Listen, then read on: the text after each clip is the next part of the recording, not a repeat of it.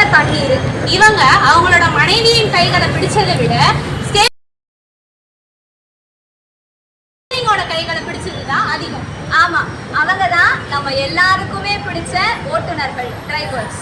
இன்னைக்கு நம்ம கொண்டாடுறது ஓட்டுநர்கள் தினம், டிரைவர்ஸ் டே.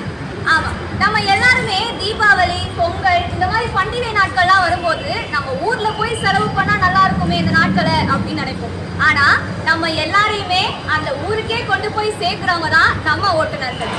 அவங்களுடைய பண்டிகை நாட்களை நம்மளுக்காக செலவு பண்ணி நம்மளோட சந்தோஷத்துல அவங்க சந்தோஷப்படுறவங்க தான் நம்ம டிரைவர்ஸ், ஓட்டுநர்கள்.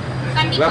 அது மட்டும் இல்லாம நம்ம எல்லாருக்குமே ஏதாவது ஒரு எமர்ஜென்சி அப்படின்னு வரும்போது அந்த சிச்சுவேஷனை பொறுமையா ஹேண்டில் பண்ணி அவங்களோட உடல் நலத்தை பத்தியும் கவலைப்படாம ஓட்டுறாங்க. இதுல முக்கியமா நிறைய டிரைவர்ஸ் வேலைக்கு சாப்பிடாம அவங்க டியூட்டிக்கு முக்கியத்துவம் கொடுக்குறாங்க. ஆமா, இப்போ நிறைய கல்லூரி மாணவர்கள், காலேஜ் ஸ்டூடெண்ட்ஸ் எல்லாருமே பஸ்ல டிராவல் பண்றாங்க. அவங்க பண்றது எல்லாமே ஆபத்தான பயணம் தான். அப்படி இருக்கும்போது நம்ம டிரைவர்ஸ் அவங்க எல்லாரையுமே பாதுகாப்பா அவங்களுடைய வீட்டுக்கு கொண்டு போய் சேர்க்கிறாங்க. அந்த தன்னலம் பாராத உள்ளம் கொண்டவர்கள் தான் நம்ம டிரைவர்ஸ். இதுல முக்கியமா இந்த தமிழ் ஆசிரியர் அவங்க சொன்ன ஒரு இன்சிடென்ட்டை நாங்க சொல்ல விரும்புறோம். அவங்க teacher training Queen Mary's college, அதாவது ராணிமேரி கல்லூரியில படிச்ச காலத்துல பெண்களுக்கு அவ்வளவு பாதுகாப்பு கிடையாது. முக்கியமா பஸ் சேவை அப்படின்னு வரும்போது பெண்களுக்கு நிறைய ஆபத்துகள் வர வாய்ப்பு. அதனால பஸ் டிரைவர்ஸ் எல்லாருமே சேர்ந்து காலேஜ் உள்ளேயே கவர்மெண்ட் பஸ் விட்டாங்க. எல்லா ஏரியாவுக்கும் போற பஸ்ஸுமே அப்போ வந்து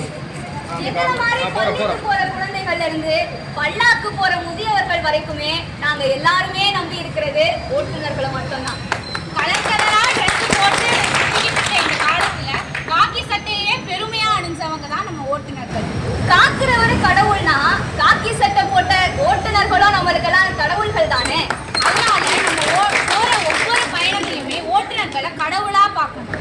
இப்போ நம்ம எல்லாருமே ஒரு ஃபேமிலியா பயணம் போறோம் அப்படின்னா நம்மள ஒரு நம்ம குடும்பத்தை சேர்ந்த ஒருத்தர் அந்த காரை ஓட்டுறாருன்னா நம்ம கண்டிப்பா தூங்க மாட்டோம். அவருக்கு ஏதாவது ஆயிட போகுது, ஏதாவது வழி தவறி ஓட்டிட போறாருன்னு விழிச்சுக்கிட்டு இருக்கோம். ஆனா இதுவே நம்ம ஒரு பஸ்லயோ ஒரு ஆட்டோலயோ பயணம் செய்யும் போது நிம்மதியா நம்ம கண் உறங்கி தூங்குறோம். இதுக்கு முக்கியமா காரணமா இருக்கவங்க டிரைவர்ஸ்.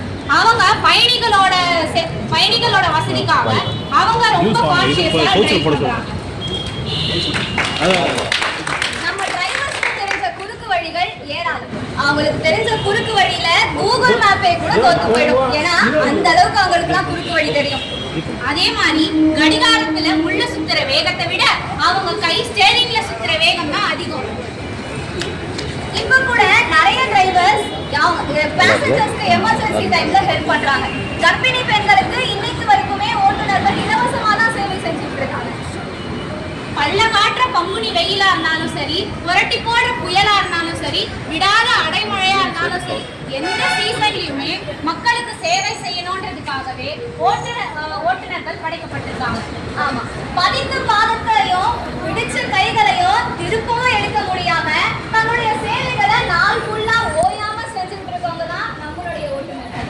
மிக சரி.